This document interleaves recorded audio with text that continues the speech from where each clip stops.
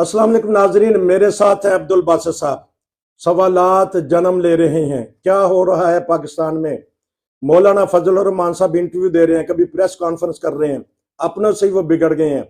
تو کیا وجہ ہے کہ منزل کے قریب آ کے انہوں نے بس بیٹھ گئے ہیں، یا کچھ اور چال چلی جا رہی ہے ہمارے ریاست پاکستان میں؟ جی باسط صاحب، آپ بتائیے گا کہ آج کی خبریں اور اس کے بعد تبصرہ 10 منٹ میں۔ جی یہ جو مولانا فضل الرحمان صاحب ہیں، ان کی اور ابھی ان کے جو ہیں نمائندے اور پی ٹی آئی کے جو نمائندے، ان کی آج ملاقات ہوئی ہے۔ اسد کیسر صاحب ان کے گھر گئے ہیں اور وہ ملاقات کر کے تو انہوں نے بعد میں پھر پریس کانفرنس بھی کی ہے، جس میں انہوں نے کہا جی کہ ہم دونوں جو ہیں یہ تعاون کریں گے ایک دوسرے کے ساتھ۔ لیکن اس کے بعد جو ہے جو مولانا صاحب نے کچھ انکشافات کیے ہیں، انہوں نے کہا جی کہ جنرل فیض حمید اور جنرل باجوہ جو تھے وہ مجھے ملے، اور انہوں نے ہمیں کہا کہ جی آپ سسٹم کے اندر رہ کے جو ہے وہ آپ جو بھی کرنا ہے کر لیں آپ تو۔ یا یہ جب تحریک عدم اعتماد انہوں نے پیش کی تو وہ کہنے لگے کہ اس وقت میں نے اس کی مخالفت کی تھی، لیکن پیپل پارٹی اور جو ہے مسلم لیگ انہوں نے جو ہے وہ اس کو اپروو کیا اور مور لگا دی۔ لیکن جو جب ایک اور بندے نے جو تحقیق کرتا ہے اس نے کہا جو جس تاریخ کی یہ دے رہے ہیں مارچ کی 26 مارچ کی ملاقات کی، اس وقت 2022 کی، اس وقت جنرل فیض تو آئی ایس آئی میں ہے ہی نہیں تھے، اور وہ جو جب ملاقات جو ہوئی تھی وہ کسی اور کی ہوئی تھی، اس میں دوسرے لوگ شامل تھے، جنرل باجوہ تھے، لیکن جنرل فیض نہیں تو اس وقت آئی ایس آئی میں نہیں تھے۔ تو وہ یہ بھی انکشاف کر رہے ہیں کہ اس وقت یہ مولانا صاحب جو ہیں یہ تمام اجلاسات جو ہیں ان کی صدارت کرتے رہے ہیں جو عدم اعتماد کے ہوتے تھے۔ تو یہ اب کس طریقے سے جا کے ان سے بیٹھ گئے؟ پہلے سوال یہ ہو رہا تھا کہ مولانا صاحب کس کے خلاف احتجاج کریں گے، کیونکہ ان کی ساری سیٹیں جو پی ٹی آئی نے لی ہیں، پی ٹی آئی نے ان کو ہرایا ہے، اور اب یہی سمجھ نہیں آ رہی کہ ان دونوں نے جو کیا ہے اتحاد یہ کس کے خلاف ہے، کیونکہ ایک دوسرے کے خلاف تو نہیں کر سکتے۔ اور دوسری بات یہ ہے کہ پی ٹی آئی کے جو چیئرمین صاحب ہیں ان کی بھی سمجھ نہیں آئی اس بات کی کہ وہ جو شخص جس شخص کو کہتے جس ٹولے کو یہ ڈاکو کہتے تھے، یہ تو اس کا سربراہ تھا، ان کا صدر بنا ہوا تھا، ان کی یہ صدارت کرتا تھا، تو اس کے ساتھ انہوں نے ہاتھ ملا لیا ہے جو یعنی ان کا سرغنہ تھا۔ لیکن جو پیپل پارٹی ہے یا جو مسلم لیگ ہے، جب وہ اگر یا ایم کیو ایم ہے وہ ان کو کہیں تو کہتے نہیں میں نے ان کے ساتھ ہاتھ نہیں ملانا۔ یہ فلسفہ سمجھ نہیں آیا۔ اسی طرح امریکہ کو بھی انہوں نے ریکویسٹ کی ہے کہ جی آپ جو ہے زیادہ سخت پوزیشن لیں اور تحقیق کرائیں اس دھاندلی کی، جب کہ پہلے کے الزام ہی انہیں پہ لگایا تھا کہ جی انہوں نے میرا تختہ الٹوایا، اور اب یہ کمال ہو گیا کہ اب جو ہے وہ ان کی پہلے مخالفت کر کے اب ان کی ترلے منتوں پہ آ گئے یہ ہماری مدد کریں۔ یہ باسط صاحب ایک سوال میں کر لوں کہ چلیں سیاست میں تو یہ تو ہوتا رہتا ہے، آج کے دشمن کل کے سجن بن جاتے ہیں، لیکن جو فضل الرحمان صاحب کا بیان ہے وہ اس میں تو ہماری آرمی کی بدنامی ہوگی عالمی سطح پہ اور ملک کی سطح پہ، عوام میں تو آگے تھوڑا سا ناراضگی پائی جاتی ہے، تو یہ اثر تو نہیں صحیح ہوگا؟ انہوں نے کہنا دیکھا نا کہ ایک سیاسی حکومت کو جنرل اتار رہا ہے۔ نہیں، انہوں نے جو مولانا فضل الرحمان نے بیان دیا ہے، انہوں نے یہ کہا ہے کہ انہوں نے ہمیں جنرل فیاض نے کہا تھا کہ جو کچھ بھی کرنا ہے وہ سسٹم کے اندر رہ کے کریں، تو کہنے کی ضرورت ہی نہیں ہے۔ تو اس کا مطلب ان کو یہ تھا کہ تم یہ جو بات بھول جاؤ کہ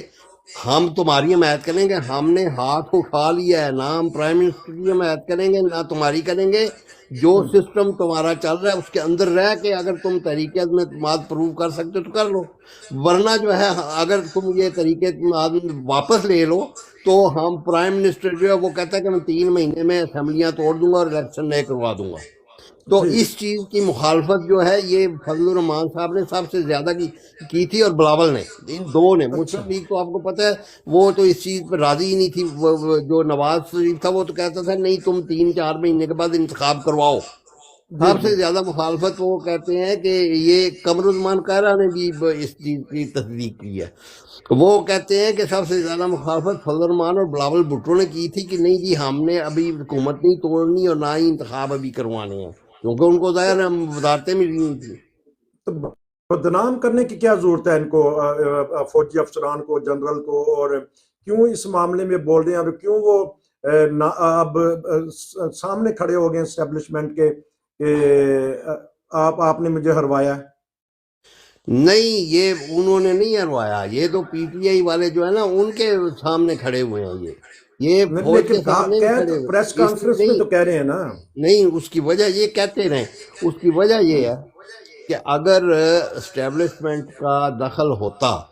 اس میں کسی کو ہروانے میں یا جتوانے میں، تو پی ٹی آئی جو ہے یہ اپنی جو ہے سیٹیں کے پی کے میں لوز کر جاتی، کیونکہ سب سے زیادہ ملٹری وہیں وہ ڈپلائی ہوئی. نہیں، یہ تو جواب وہ دیں گے، لیکن ان کو کیا ضرورت پڑی اس کے اوپر تبصرہ کریں کہ مولانا فضل الرحمان کو اس وقت سامنے آ کے کریز سے باہر